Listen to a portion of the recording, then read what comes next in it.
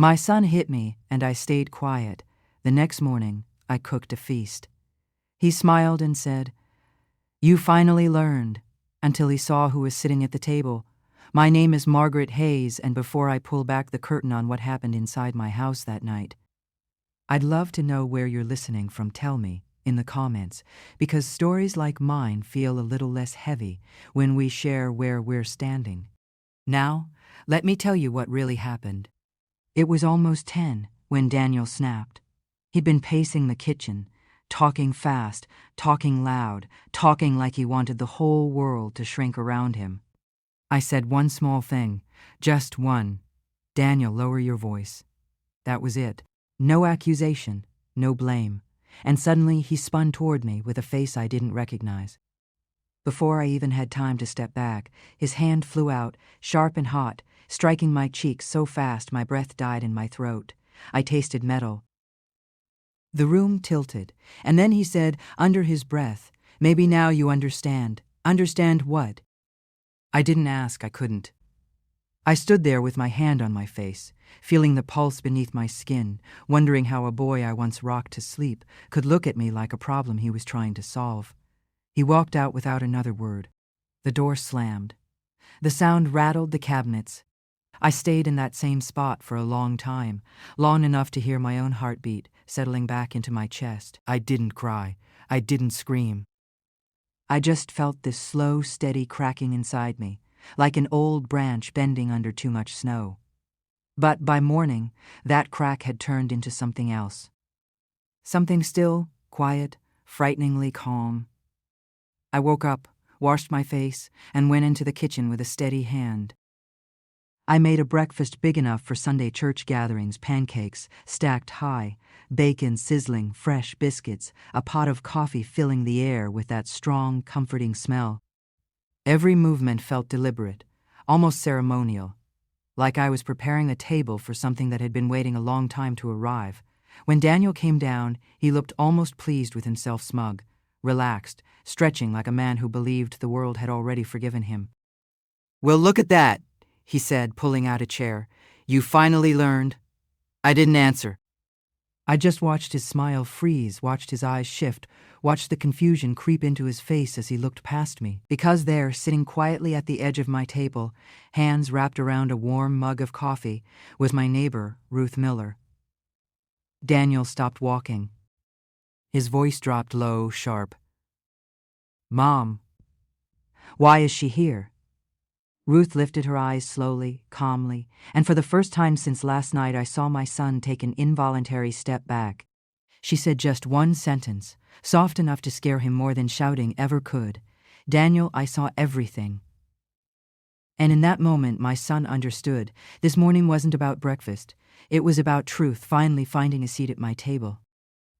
Ruth didn't rush her words, and maybe that's what made Daniel's shoulders tighten the way they did.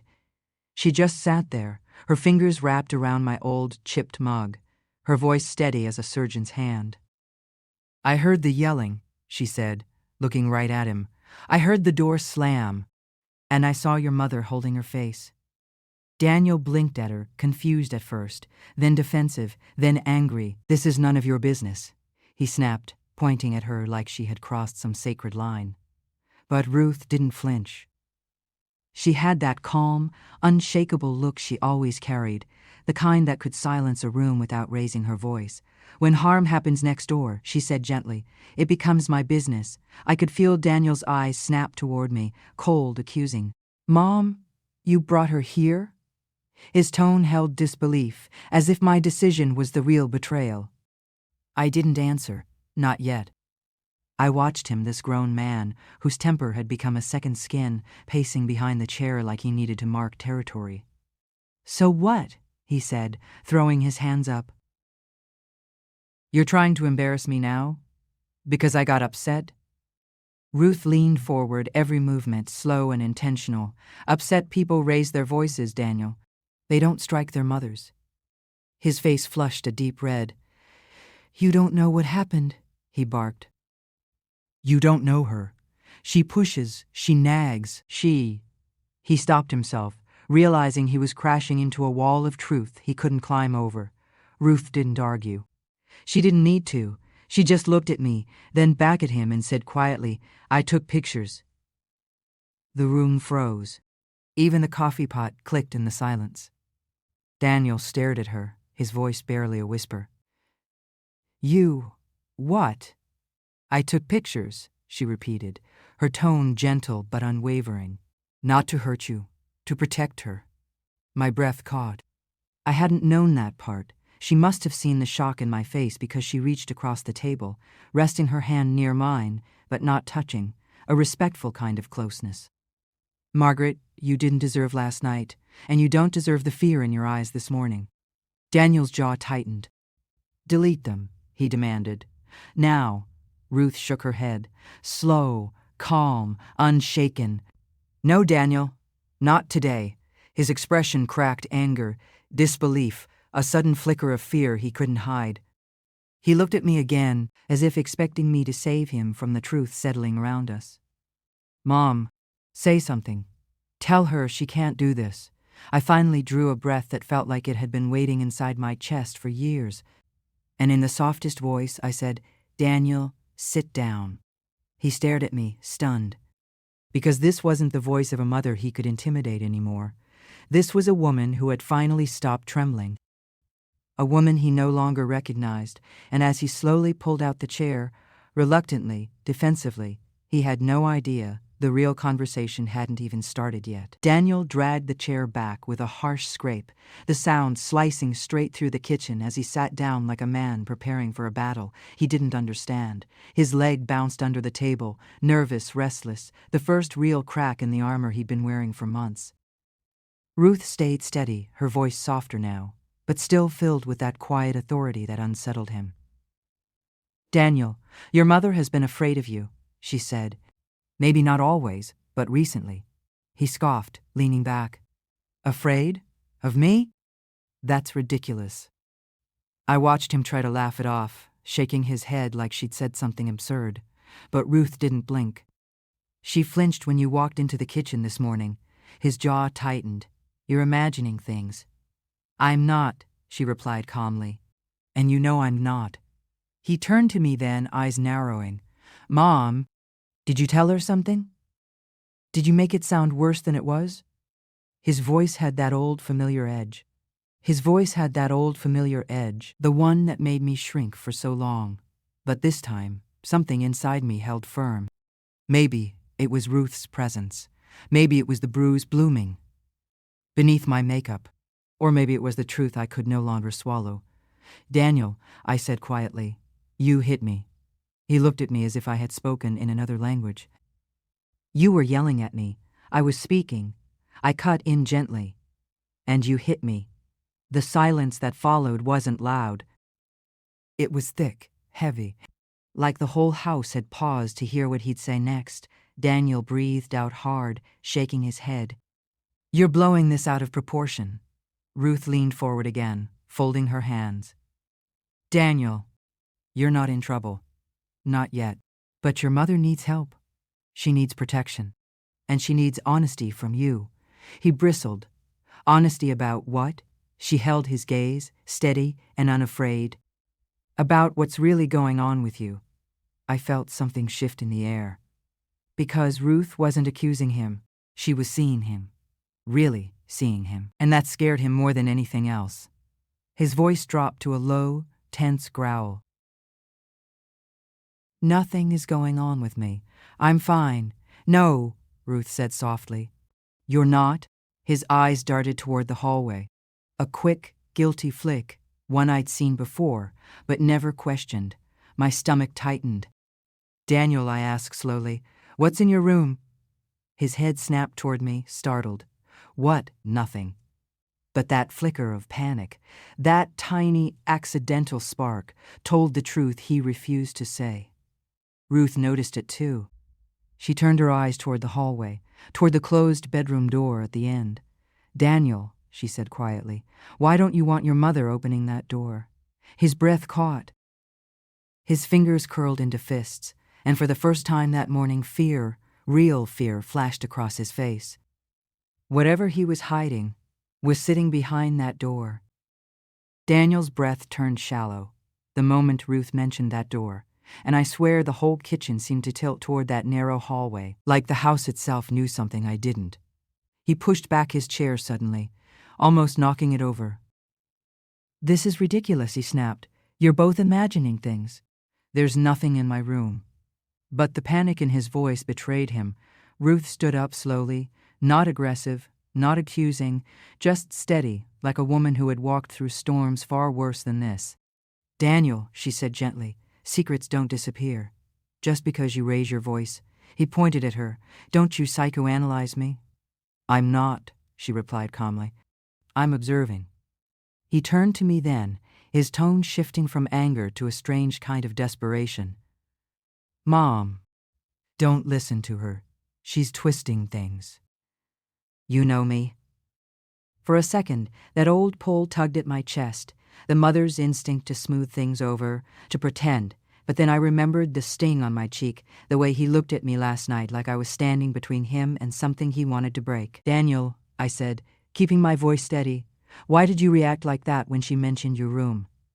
He stared at me, silent, the muscles in his jaw working like he was grinding down words he didn't want to say. Ruth didn't move. "If nothing's going on," she said softly, "show her." That one simple suggestion made his entire posture collapse into tension. He shook his head too quickly, too forcefully. "No, absolutely not. You don't get to snoop through my things."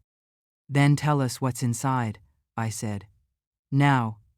His nostrils flared. "It's private." Ruth tilted her head. "Private or dangerous?" Daniel's face twisted, not in anger this time, in fear. Pure, naked fear, the kind a person feels when their secrets are perched on the edge of exposure. He turned away from us, running a hand through his hair, pacing with a kind of frantic energy I hadn't seen before. "You're blowing up my life," he mumbled. "You don't understand what I'm dealing with." Something cold moved through me. "Then make me understand." He stopped pacing, shoulders shaking ever so slightly. "Mom, if you open that door, everything changes." My stomach dropped. "Changes how?" He didn't answer. He just looked at me, with eyes that seemed to plead and warn at the same time. Ruth stepped closer, her voice barely above a whisper. "Daniel, what did you bring into this house?" He swallowed hard, his gaze fixed on the hallway, on that closed door that suddenly felt miles away, and far too close. Then he said something so quiet I almost didn't hear it. I didn't mean for it to get this far, and in that moment I understood something with absolute certainty. Whatever he'd hidden wasn't just a secret. It was a threat. I didn't sleep that night. My body was exhausted, but my mind kept replaying every sharp moment, every word that pushed me out of the life I had built for 25 years. Around dawn, I made myself a cup of weak coffee and stood by the window watching the sky lighten. It felt strange to realize I was starting a new chapter alone, not by choice but by force. A part of me wanted to scream, another part wanted to collapse on the floor and cry until there was nothing left inside. But instead, I breathed, slow and steady. I reminded myself that I had survived storms much harsher than a loveless man. Still, a hollow ache sat in my chest, pulsing like a bruise.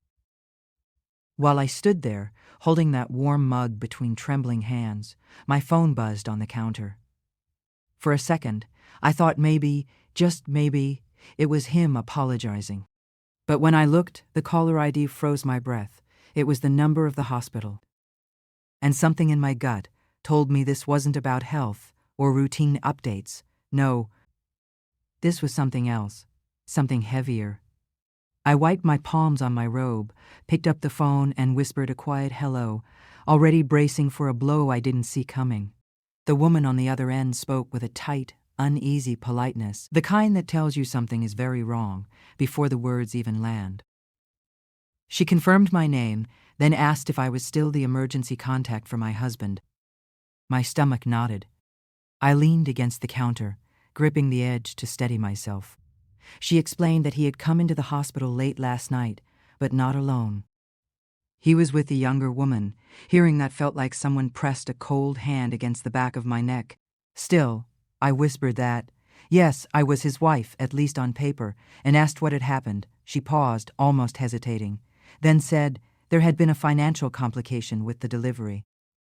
Delivery. The word hit me like a slap. I didn't even know she was pregnant.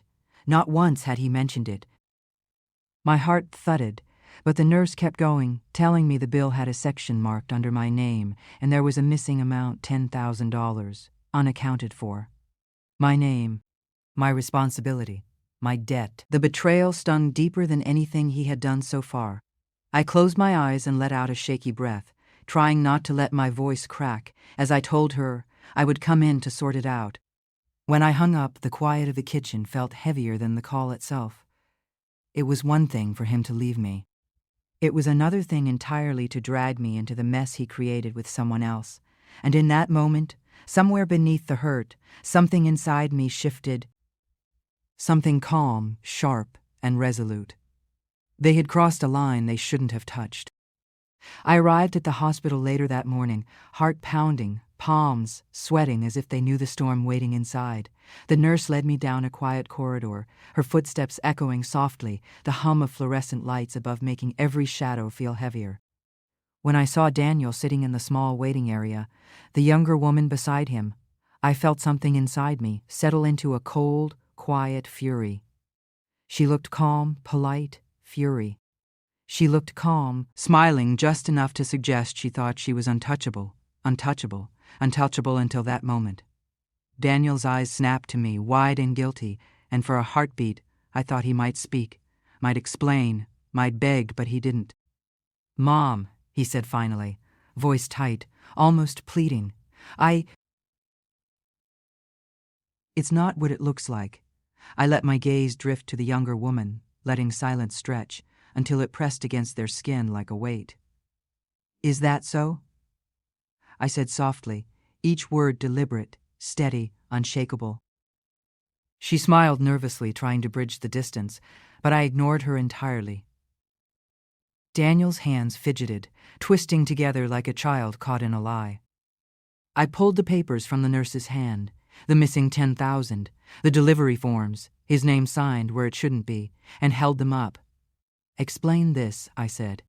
He opened his mouth, then closed it, swallowed hard, and finally muttered, I can fix it, Mom." I let my fingers rest on the edge of the chair, calm, steady, letting the weight of what he had done settle over them. The room was quiet, except for the soft beeping of machines and the shallow breath of someone who suddenly realized they had no control. And as I looked at him, my son, I understood in that moment that everything had changed. He had brought me into a world I never asked for, but I would navigate it on my terms, slowly, carefully, and in a way he would never forget. That evening, I decided it was time to reclaim some small sense of control. I invited Daniel and the younger woman. Her name, I learned in passing, was Lisa, over for dinner, a gesture that felt both absurd and necessary. I set the table carefully, arranging plates and silverware as if each movement could speak louder than words. When they arrived, Daniel walked in first, confidence on his face like nothing had happened, but it faltered when he saw me standing tall in the kitchen, calm and composed. Lisa trailed behind, carrying a small bouquet, smiling politely, unaware that the air in this house had shifted. "Dinner smells amazing," Daniel said, trying to force cheerfulness into his voice, but I noticed the tension in his jaw, the way his eyes darted to the closed door at the end of the hallway. I poured wine into their glasses slowly, deliberately, and said nothing at first. Lisa looked at me with what she thought was charm. Daniel's smirk faded with every passing second. Finally I spoke, my voice soft but precise. "I hope you two are comfortable. Tonight is going to be revealing." Daniel froze, a fork halfway to his mouth. "Revealing," he echoed, voice tight. I let my gaze drift toward him, then rested it on Lisa, letting the silence stretch, thick and uncomfortable. Ruth had called earlier, leaving a subtle warning in my mind, a quiet presence that stayed even in her absence. Some truths, when spoken softly, hit harder than shouts. Some truths, when spoken softly, hit harder than shouts. Daniel shifted in his chair, trying to regain composure.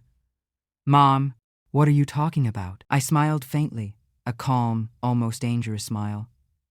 "Just that some things don't stay hidden forever." And as he looked at me, eyes wide, the tension in the room became almost tangible. He didn't know yet that the evening wasn't about dinner at all. It was about him finally seeing the consequences of the walls he had built around his secrets. After dinner, while Daniel and Lisa lingered awkwardly, I asked Lisa to step aside for a moment, just the two of us, into the small sunroom where the afternoon light spilled across the floor. She hesitated, glancing toward Daniel, but there was something in my calm voice that made her comply. Once the door clicked shut, I faced her directly. "You realize this isn't a game, don't you?" I said softly. Her smile faltered. "I just want to help," she said, almost whispering, as if afraid I might snap. "Help," I echoed, tilting my head. "By being part of a lie? By enabling him?" Her eyes widened, and I could see the first real tremor of guilt flicker across her face. He didn't mean, no one doesn't mean," I interrupted gently, "when someone drags their mother into chaos. He hit me, Lisa. He lied, he stole, he destroyed trust, and you were part of it." She looked down, shame coloring her cheeks, fumbling with the strap of her purse. "I didn't know it would get this bad," she murmured. I let the words sink, my heartbeat slow but deliberate. "Now you do," I said, and in that quiet space her posture changed. She was no longer the confident woman who walked in earlier with a polite smile. She was vulnerable, aware, realizing that the comfort she thought she had with him was built on a foundation of fear and secrets. I watched her take a shaky breath. "Margaret, I'm sorry," she whispered. That apology, so soft, so fragile, was the first real acknowledgement I had heard in a long time. And in that moment, a tiny seed of power settled in me. This wasn't just about Daniel anymore. It was about truth, about unearthing the lies that had poisoned my home. And I knew, as she turned back toward the living room, that the next steps would be mine to control. The next morning, I decided to visit Pastor Brooks, a man who had known Daniel since he was a boy, someone whose wisdom had always been quiet but precise. The church smelled faintly of polished wood and old hymnals, a comforting scent that somehow made the weight in my chest feel a little lighter. He greeted me with that gentle, knowing smile of his, like he already understood why I had come. "Margaret," he said softly, "it's been a long time since you walked in here with this kind of worry." I sank into a pew, hands folded over each other, and told him everything, or at least the parts I could say aloud without my throat tightening. Daniel's temper, the hitting, the lies. The hospital incident, it all poured out in a careful, controlled stream. He listened without interruption, nodding occasionally, eyes reflecting both sorrow and recognition. "I feared this day might come," he said quietly when I finished. "Daniel, he's been carrying anger for a long time, not just recently. It's been with him since he was a boy, Margaret. I saw it in small ways, anger at small failures, at feeling powerless, at things most adults never notice." I leaned forward, voice barely a whisper. "So it's not new." He shook his head slowly. "No, and that means he's been preparing himself to hurt, whether he knew it or not." His words sank deep. I had always thought of Daniel as my little boy, the one I coaxed to eat peas, the one I held when nightmares came. But Pastor Brooks' quiet revelation made me realize the man in my kitchen yesterday night was a culmination of years of buried anger, not just a fleeting temper. I left the church with a strange mixture of sorrow and clarity. I had known fear before, but now I had understanding, and understanding brings a kind of dangerous calm. By the time I reached my car, I had begun to plan, not revenge in the way people shout about, but a careful, quiet reclamation of my life and my dignity. Because the truth, once it starts moving, doesn't stop. That evening, I returned home and found Daniel sprawled on the couch, scrolling aimlessly through his phone, while Lisa was perched in a chair, pretending to read, pretending to be calm. I set down my bag, took a slow breath, and said, "Dinner will be ready soon." Their heads both snapped toward me. Daniel's expression flickered. Was it guilt? Was it fear? I wasn't sure, but I let the silence stretch, letting it press against them like a shadow. "You're quiet," he said finally, attempting a smile that didn't reach his eyes. "I thought you'd yell." I shook my head softly. "Yelling accomplishes nothing," I said, walking toward the counter, my movements measured, deliberate. "Understanding does." Lisa's eyes followed my every step. I could feel her curiosity and unease, like a child watching a storm roll in. Daniel leaned forward slightly. "Understanding what?" I paused, letting the knife tap lightly against the cutting board as I arranged vegetables for the salad. "Understanding that actions have consequences," I said. He swallowed, a small hitch in his breath betraying him. "Mom, what are you talking about?" I smiled faintly, calm but with a sharpness that cut beneath the surface. "We're going to have a proper conversation at the table tonight. You, me, and her." Lisa's eyes widened, realizing she was now part of the reckoning. Daniel's face paled slightly, and he looked toward the closed bedroom door, as if seeking refuge. "Mom, please," he muttered, almost pleading. I didn't answer. I simply carried the tray to the dining table, setting each plate slowly, purposefully so the room seemed smaller, heavier, every movement weighted with the truth they both now had to face. And as I looked at them, my heart steady, I realized something profound. I was no longer the scared mother who cowered at his anger. I was a woman ready to sit at her own table of reckoning. Dinner was quiet at first, the kind of quiet that hums with tension, the kind that makes every small sound, the clink of a fork, the scrape of a chair louder than it should be. I sat at the head of the table, Daniel to my right, Lisa to my left, and I could feel the shift in energy, the subtle tremor of nerves in both of them. So I began softly, letting my words hang like a weight in the air. "We need to talk about honesty, responsibility, and the choices we make when no one is watching." Daniel's hand twitched around his fork. Lisa's eyes darted toward the bedroom door behind us. "Mom, this is unnecessary," he said quickly, trying to inject casualness into the room, but his voice faltered under the gravity I carried. I poured myself a sip of water and looked at them, calm, steady, letting the suspense stretch between us. "Unnecessary?" I asked, voice even but sharp, "or unavoidable?" Ruth's words from earlier that week echoed in my mind. Some truths hit harder when they arrive quietly, when the perpetrator is forced to confront them calmly. "You think actions disappear," I continued, my tone soft, deliberate, "but they don't. They sit, they wait.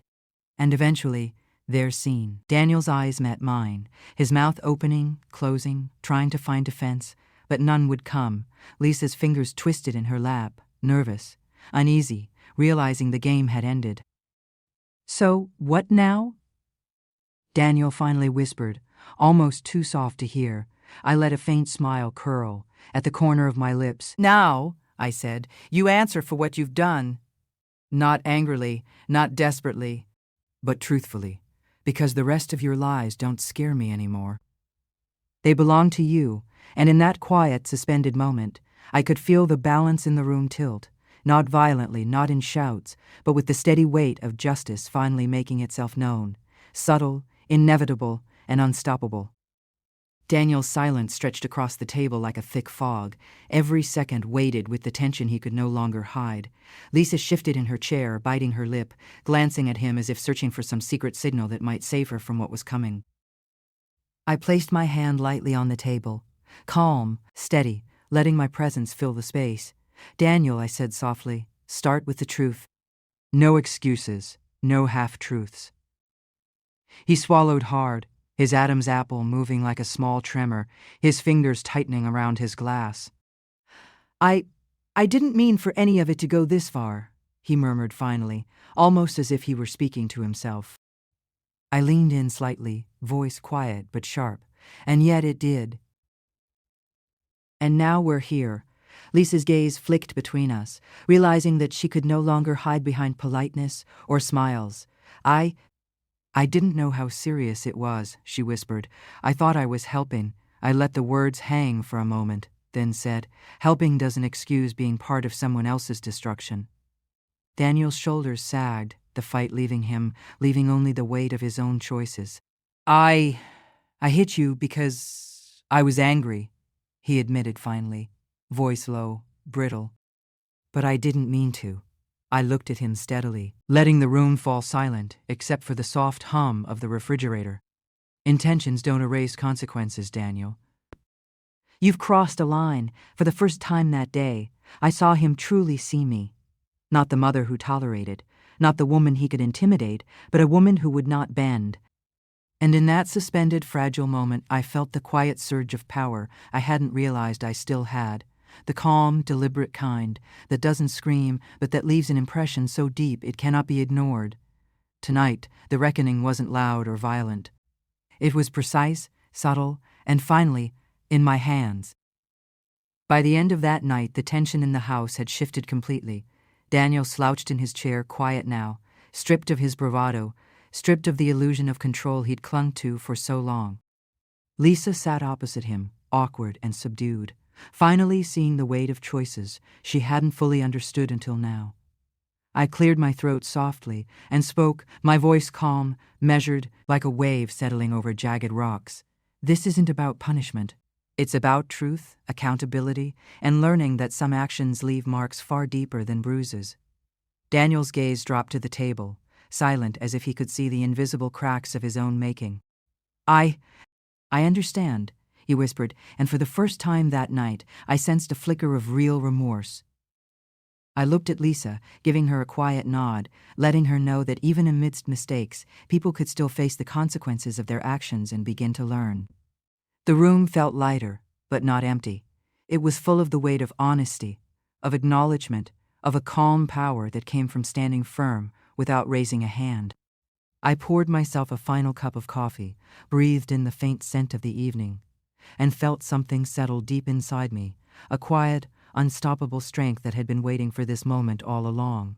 That night, I realized that silence, patience, and clarity often teach far more than anger ever could.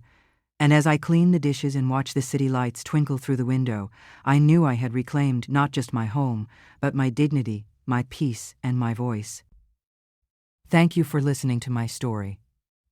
Sometimes silence teaches more than words. Don't forget to subscribe and share your own story in the comments.